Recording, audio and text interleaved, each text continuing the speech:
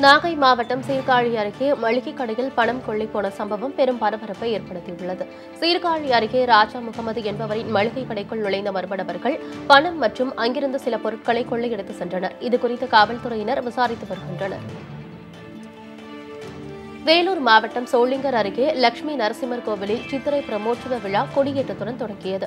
அதிகாலை முதலே கோவில் நடை திறக்கப்பட்டு சுவாமிக்கு சிறப்பு அபிஷேக ஆராதனைகள் நடைபெற்றது. இதில் ஏராளமான பக்தர்கள் கலந்து கொண்டு சுவாமி தரிசனம் செய்தனர்.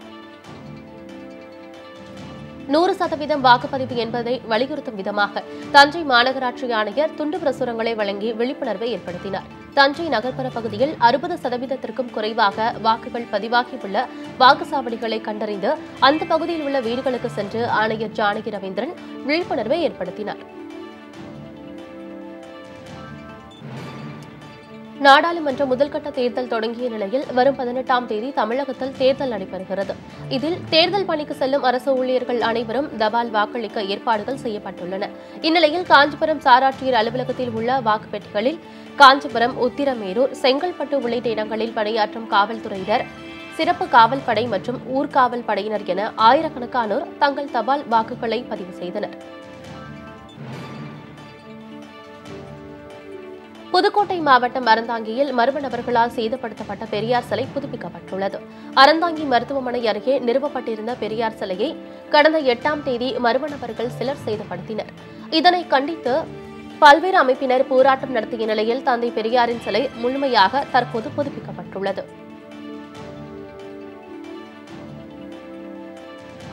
நூறு சதவீத வாக்குப்பதிவை வலியுறுத்தும் விதமாக திருச்சி மாவட்டம் திருவெரும்பூரில் கையெழுத்து இயக்க பிரச்சாரம் நடைபெற்றது. பெல் ஊரக பகுதியில் உள்ள வாக்குச்சாவடிகளில் கடந்த முறை குறைவான அளவை வாக்குகள் பதிவானது. எனவே அதனை தவிர்க்கும் விதமாக இந்த பிரச்சாரம் நடைபெற்றது. இதனை மாவட்ட ஆட்சியர் சிவராசு துவக்கி வைத்தார். தொடர்ந்து பேசிய அவர், அனைவரும் வாக்களிப்பது மிகவும் அவசியம் என்று கூறினார். விருதுநகர் மாவட்டம் திருச்சுழி அருள்மிகு ஸ்ரீ அங்காள பரமேஸ்வரி அம்பிகை சமேத பாலகுருநாத சுவாமி திருக்கோவிலில் மகா கும்பாபிஷேக விழா நடைபெற்றது. இதனை முன்னிட்டு விக்னேஸ்வர பூஜை, பூர்ணாகதி உள்ளிட்ட சிறப்பு பூஜைகளும் சிறப்பு ஆராதனைகளும் நடைபெற்றது. முன்னதாக கும்பாபிஷேக விழாவில் கலந்து கொண்ட பக்தர்களிடமிருந்து 10 பவுன் தங்க நகையை பெண் திருடர்கள் திருடி சென்றுள்ளனர். இதுகுறித்து மல்லாங்கிணறு போலீசார் விசாரித்து வருகின்றனர். வரும் தேர்தலில் 100% வாக்களிக்க வலியுறுத்தி திண்டுக்கல் மாவட்டம் கொடைக்கானலில் அன்னை தெரசா மகளிர் கல்லூரி மாணவிகள் விழிப்புணர்வு பேரணியில் ஈடுபட்டனர். வாக்களிப்பது நமது கடமை, 100% வாக்களிப்போம், உங்கள் ஓட்டு உங்கள் உரிமை போன்ற விழிப்புணர்வு பதாகைகளை ஏந்தி கோஷங்களை எழுப்பினர். பின்னர் கல்லூரி மாணவிகள் நடத்திய தேர்தல் விழிப்புணர்வு குறித்த மௌன நாடகம் நடைபெற்றது. இதில் கல்லூரியின் முதல்வர், பேராசிரியர்கள் மற்றும் 200க்கும் மேற்பட்ட மாணவிகள் கலந்து கொண்டனர். தருமபுரி மாவட்டம் மேட்டூரில் உள்ள சாராட்சியர் அலுவலகத்தில் தேர்தலுக்காக வைக்கப்பட்டுள்ள ஓட்டுப்பதிவு இயந்திரங்களில் வேட்பாளரின் பெயர், கட்சி சின்னம் பொருத்தும் பணி நடைபெற்றது. தமிழகத்தில் பாராளுமன்ற தேர்தலுக்கு இன்னும் ஒரு வாரமே உள்ள நிலையில் மேட்டூர் வருவாய் கோட்ட அலுவலரும் உதவி தேர்தல் நடத்தும் அலுவலருமான லலிதா தலைமையில் இந்த பணி நடைபெற்றது. பின்னர் அரசியல் கட்சியினர் முன்னிலையில் சீல் வைத்து ஸ்ட்ராங் ரூமில் பாதுகாப்பாக வைக்கப்பட்டது. கன்னியாகுமரி மாவட்டம் நாகர்கோவிலில் கொலை வழக்கில் கைது செய்யப்பட்ட சகோதரர்கள் 3 பேருக்கு ஆயுள் தண்டனை வழங்கப்பட்டுள்ளது. தமத்துக்கோணம் பகுதியைச் சேர்ந்த செல்வகுமார் என்பவரை கடந்த 2011ஆம் ஆண்டு முன்விரோதம் காரணமாக மணிகண்டன், ஐயப்பன், பாபு ஆகியோர் சேர்த்து கொலை செய்துள்ளனர். இதுகுறித்து வழக்கு பதிவு செய்து அவர்கள் 3வரும் கைது செய்யப்பட்ட நிலையில் இந்த வழக்கில் தீர்ப்பு வழங்கப்பட்டுள்ளது. அப்போது 3 பேருக்கும் ஆயுள் தண்டனையும் 5000 ரூபாய் அபராதமும் வழங்கி நாகர்கோவில் கூடுதல் அமர்வு விரைவு நீதிமன்ற நீதிபதி தீர்ப்பளித்துள்ளார்.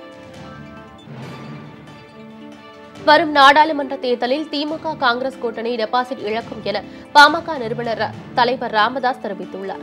இந்த தேர்தலோடு 70 ஆண்டு கால திமுகவை ஸ்டாலினை முடித்து வைப்பார் எனவும் விமர்சித்தார். திருவள்ளூர் மாவட்டம் தாமரைப்பாக்கத்தில் அதிமுக வேட்பாளர் டாக்டர் வேணுகோபால் மற்றும் பூவிருந்தவள்ளி தனி சட்டமன்ற அதிமுக வேட்பாளர் வைத்தியநாதனை ஆதரித்து பிரச்சாரத்தில் ஈடுபட்ட போது அவர் இதனை தெரிவித்தார்.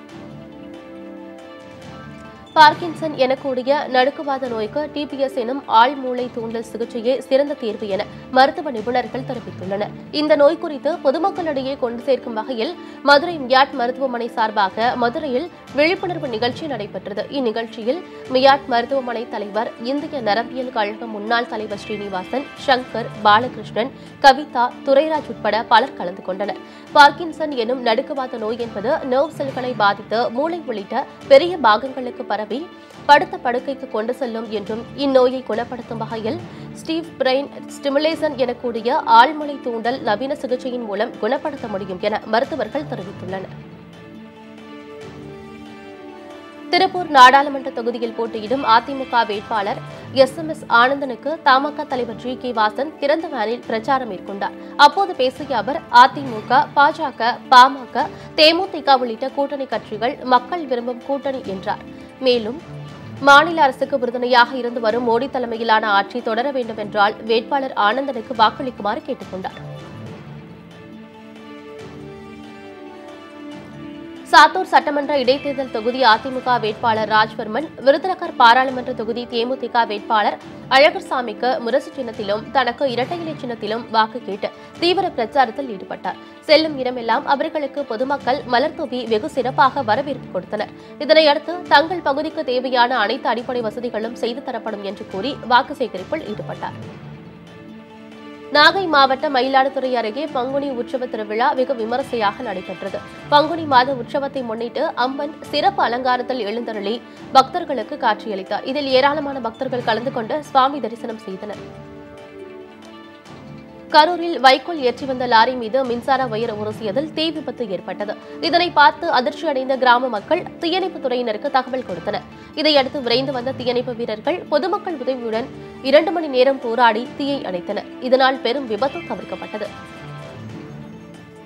நெல்லை மாவட்டம் பாளையங்கோட்டை சிவன் கோவிலில் சித்திரை பிரமோற்சவ பெருந்திருவிழா கொடியேற்றத்துடன் தொடங்கியது. கொடிமரத்திற்கு அபிஷேக ஆராதனைகள் செய்யப்பட்டு கொடியேற்றப்பட்டது. இதில் திரளான பக்தர்கள் கலந்து கொண்டு சுவாமி தரிசனம் செய்தனர். திருச்சி மாவட்டம் முசிறி கோட்டாட்சியர் அலுவலகத்தில் வாக்குப்பதிவு இயந்திரங்கள் தயார் செய்யும் பணிகள் தீவிரமாக நடைபெற்று வருகிறது.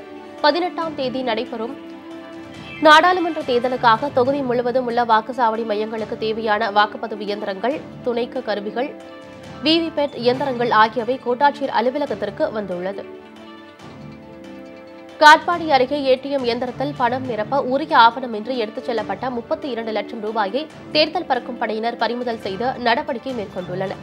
பறிமுதல் செய்யப்பட்ட 32 லட்சம் ரூபாயை உதவி தேர்தல் அலுவலர் தினகரனிடம் போலீசார் ஒப்படைத்தனர்.